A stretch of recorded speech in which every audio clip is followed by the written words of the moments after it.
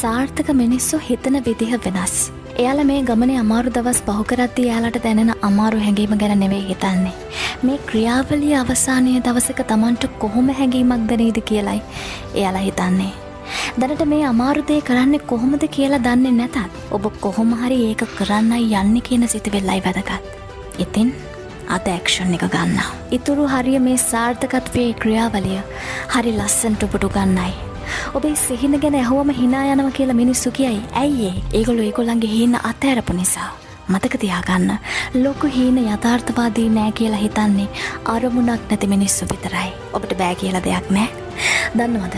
ලෝකේ ලොකුම සතුට තියෙන්නේ මිනිස්සු බෑ කියපු දේවල් ලස්සනට කරලා පෙන්නන්ති.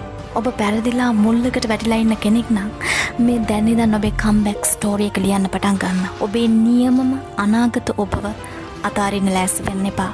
මේක ලේසි වෙයි කියලා හිතන්නත් එපා. මොකද මේක එහෙම නෑ. දෙවියනේ ස්තුතියි මට ලේසි පාරක් පෙන්නුවට කියලා කියපු එක සාර්ථක මිනිහෙක්වත් මේ ලෝකේ නෑ.